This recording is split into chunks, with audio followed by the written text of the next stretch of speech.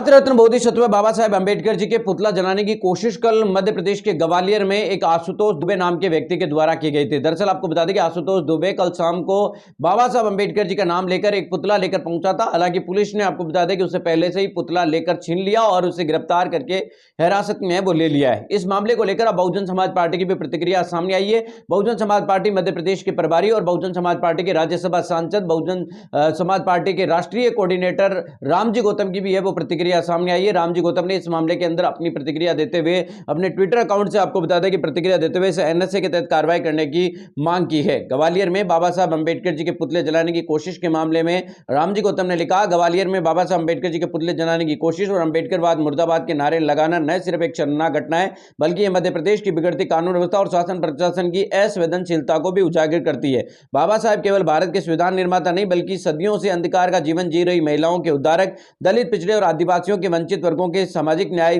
बराबरी दिलाने वाले महान युग पुरुष है। साथ ही सैकड़ों लोगों से गुलामी का जीवन जी रहे दलित, पिछड़े, आदिवासियों के भगवान थे और हैं और आगे भी रहेंगे। उनके सम्मान के साथ किसी भी प्रकार की छेड़छाड़ भारतीय लोकतंत्र की आत्मा पर सीधा प्रहार है। साथ ही पूरे बहुजन समाज के मान सम्मान और स्वाभिमान पर सीधा हमला है। यह दुर्भाग्यपूर्ण है कि केंद्र और मध्य प्रदेश में बैठी भाजपा की सरकार होते हुए भी ऐसी नफरती घटना फैलाने वाली घटनाएं सामने रोज आ रही है और ऐसे दोषियों पर त्वरित कार्रवाई नहीं की जाती है। यह अंदेशा है कि सरकार ऐसी धारणा करने वालों को मुख्य समर्थन दे रही है। बहुजन समाज को इसे किसी भी कीमत पर बर्दाश्त नहीं करना चाहिए। समाज के लोगों ने स्पष्ट कर दिया कि यदि ऐसी दोषियों पर कड़ी कार्रवाई नहीं होगी तो ग्वालियर की सड़कों पर बहुजन समाज की एक बड़े जन आंदोलन की तैयारी होगी। यह सिर्फ बाबा साहब अंबेडकर जी का अपमान नहीं है बल्कि संविधान, सामाजिक न्याय और समानता की रक्षा के साथ साथ मान सम्मान और स्वाभिमान का संघर्ष होगा।